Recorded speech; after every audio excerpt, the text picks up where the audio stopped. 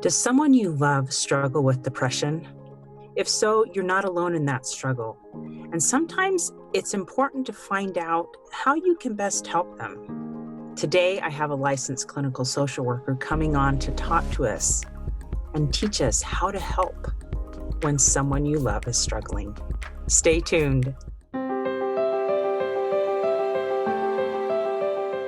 Welcome to Stories of Hope in Hard Times, the show that explores how people endure and even thrive in difficult times, all with God's help. I'm your host, Tamara K. Anderson. Join me on a journey to find inspiring stories of hope and wisdom learned in life's hardest moments. Hello, and welcome to another episode of the Stories of Hope in Hard Times podcast. I'm your host, Tamara K. Anderson, and on this Tamara's Takeaway episode, I actually have a guest, which I don't usually do, but I had a really interesting thing happen to me a couple of weeks ago. I did a little presentation, and afterwards, a person came up to me and just started opening up about how in the last year their spouse had come down with severe depression. And they just were struggling to keep up with these added demands that they had taken on that the other spouse used to do.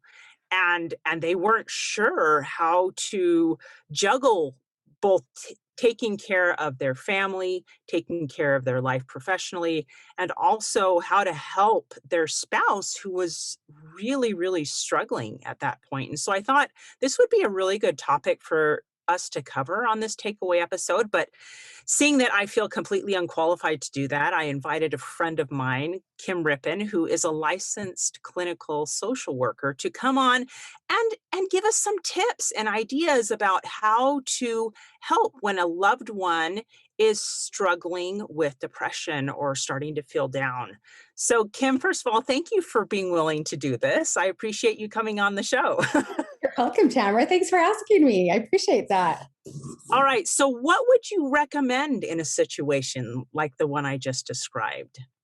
Well, I think I would first just try to get them to talk and open up. I would probably just ask them, hey, how are you doing? I might even say, we're pretty good friends and you just don't seem like yourself lately. Or one of the ones that I really like that creates safety and opens up the door for this kind of conversation is, I've had a really terrible week. What about you? So that lets them feel like, they're not inferior, that other people have things happen to them that are normal and common. And it tries to normalize that type of situation. Or if you notice specific things about them and that they trust you, hey, I've just been noticing that, you've been more aloof or it's been harder for you to concentrate. You're off somewhere. Is there something going on that maybe you want to talk about or you can just share with me?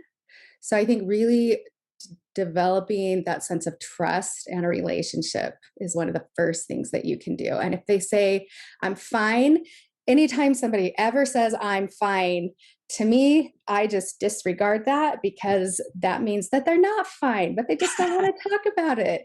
So don't give up with just that answer of fine. And if you perceive that they really are struggling with something and they give you that answer of fine, do you talk maybe more about how you've been thinking and feeling and then ask again? Or what is a good tactic there if you really know that something's up and you're trying to help them share that? I think that you give them an example of something that you're relating it to. So if something happens that, maybe there was a situation weeks before where they seemed upbeat, they seemed happy, they were very talkative to you, but then you start just noticing things about them that cause them to be more standoffish, then you want to be very specific. And so they understand that there has been something comparable. So it stands out. So they realize that you've really seen something different and you're not just saying something to just start a conversation just because they're there. Now, I know one of the things you mentioned to me before is that sometimes it's good to get people one-on-one, where you can go and talk a little more privately. Maybe you take them to lunch or take them on a walk or something like that. And then that is a better situation for them to open up. And then another thing we talked about was that there's a really good YouTube video by Brene Brown on empathy, and it's like a 3-minute little cartoon video, and I did get a chance to watch it, and it is absolutely fantastic, and it describes the difference between sympathy and empathy, and I don't think I'd ever understood it very well until I watched her little cartoons. So we'll be sure to link Brene Brown's YouTube video on empathy in the show notes. Most of these people that struggle with some of the mental illnesses, they feel so different already, and they don't want to stand out. They don't want to be a problem to other people. They think that a lot of times that they're better isolating, that they're better just keeping it to themselves instead of really trying to connect and getting a support person that really cares about them and wants their best. Yeah, absolutely. And I think that's probably been one of the challenging things about COVID-19 is we have had to isolate. Mhm.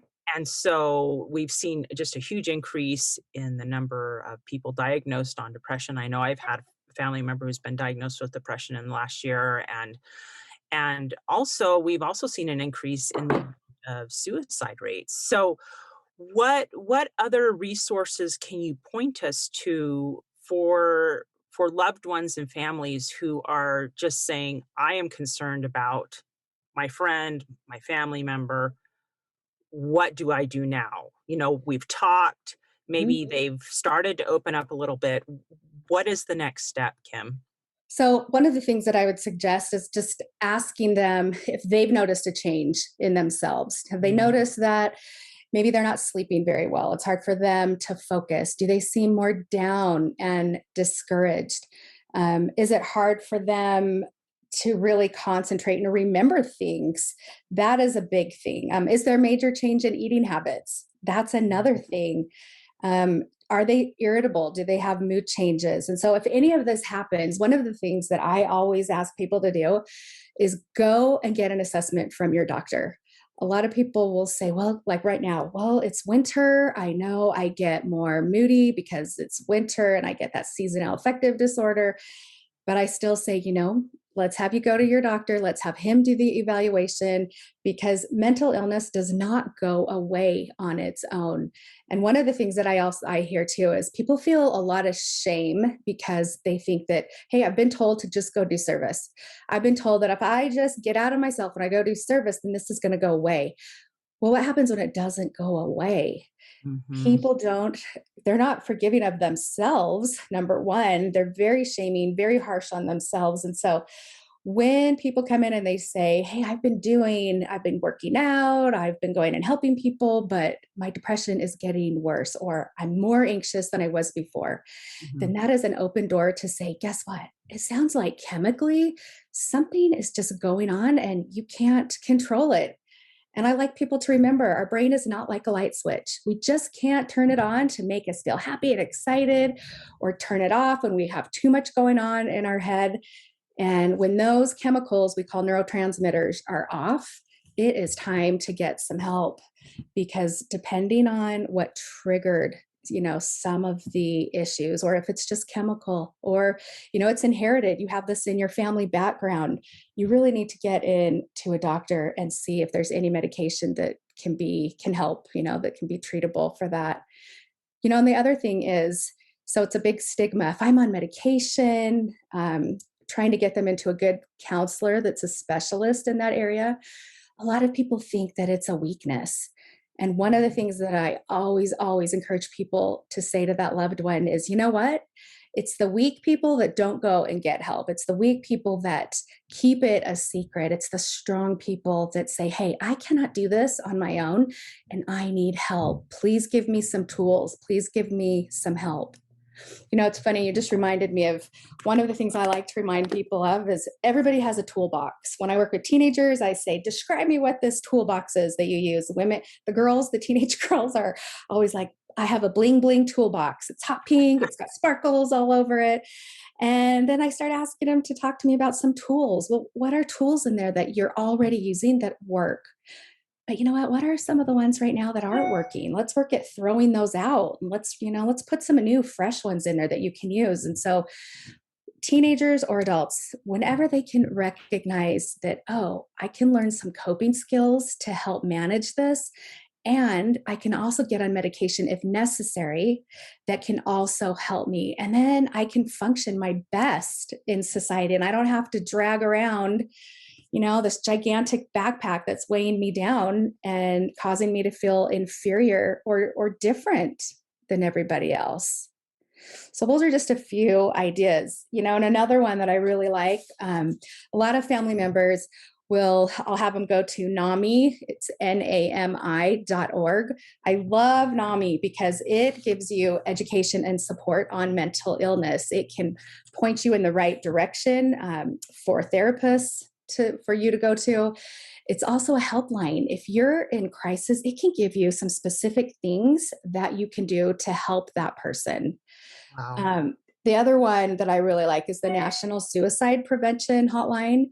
Not only can they help the person that's suicidal, but a friend, a family member that's not sure what to do, they can also point them in the right direction. And that number is 1-800-273-8255. So there's quite a few things that we have at our fingertips that we can do together to help that loved one. Wow.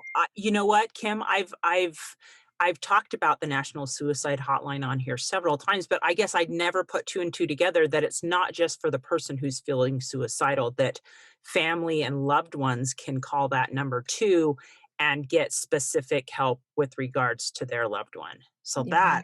wow. Yeah, that is, and a lot of people don't know that. They just think it is for people that are suicidal. Right. Wow. See, I've learned something here today. That is fantastic. What are some other quick tips for someone who is taking on additional burdens because perhaps their loved one can't? What would you say to that person who's probably starting to increase their stress because they're trying to help a loved one, but by helping them and taking some of their burden, they are putting it on their own shoulders? What would you recommend to them? Yeah, burnout is a major thing that goes on with the helper, even therapists. We have trainings that they want us to go to so we don't get burned out. So it's not uncommon. So one of the first things that I recommend is reach out to a support group. Right now, since there's a lot of support groups out there because of COVID, there are so many groups. And again, go to NAMI.org. There are a lot of support groups there for the caregiver. So they can just open up and vent, because the first way of dealing with stress is processing it out. Processing does not just happen in your head. Processing happens between you and somebody else. And when you hear somebody that says, hey, I am so sorry that this has been so frustrating for you and that you're hurting, but I'm so glad you told me. And then they can share ideas, but just having broken secrecy, opening up, expressing that, wow, it can really take that stress level down quite a bit. And they don't feel alone, like they have to figure this out on their own. And I would recommend don't do this on your own. Wow. That I didn't realize. I guess here, see, I'm learning so much. This is why I didn't try to tackle this question on my own. You could have done this. I don't know if I could have, but I didn't realize there were support groups for caregivers in that situation. So that is, wow, amazing. And just go to NAMI.org, Yep. which is National Association for Mental Illness, right? National Alliance on Mental Health. Alliance. Yes. Perfect.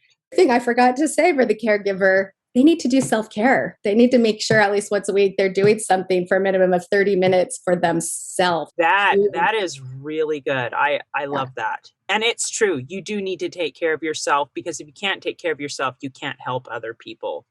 Exactly. And sometimes I define what selfishness is, because I hear it with women all the time. And I always say, what you just told me is not selfish, taking time for you. The real definition of being selfish is doing something for ourselves and not thinking about the outcome for other people. We have no care for the effects on other people. That's the selfish part. And so when women go, oh, it's going to have positive effects because it's going to be positive on me. Oh, okay, so that is good.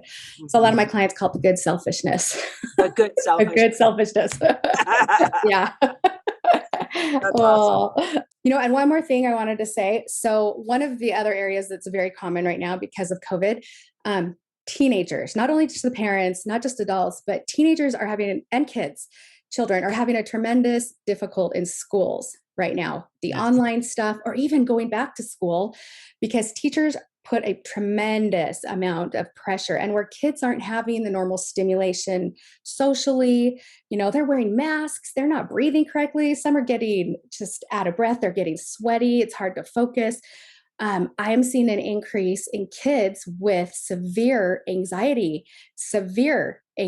And if somebody has gone through a traumatic experience where maybe they've had PTSD, post traumatic stress disorder, um, I'm finding that parents reach out, especially I got a lot of calls a few weeks ago when it was parent teacher conferences from a high school and an elementary school that my kids attend. And the teachers very, very much minimized what some of these parents were saying. Hey, here's some symptoms my child is going through. We're having them evaluated, or now they're on medication for their anxiety and depression. What can we do? Well, the teachers, a lot of them minimize it. Oh, they can get up and get a drink of water. They don't get it. And one of the things that I'm recommending to parents now is if you can get an evaluation from a therapist or a doctor, you can sign up through the school district to see if your child qualifies for a 504 plan or an IEP plan. So, let me just give you an example. A 504 plan can be for those kids that have a severe anxiety disorder. COVID has caused so many fears and apprehensions of kids, and some kids they'll sit down for a test and they go blank, Mhm. or they feel threatened because just what's gone on around in their environment. And so if it gets to that point where a child is actually in counseling to learn how to deal with not only the epidemic but the anxiety and depression that they're experiencing, I advocate getting a 504. That's a really big piece that helps these kids regulate. And the teachers have to abide by this. They have to see this as a real problem, that this isn't just something we're catastrophizing, that this is now a real mental illness for the time. And these kids have great opportunities to learn and take tests in the way that's going to reduce their anxiety and help them function their best.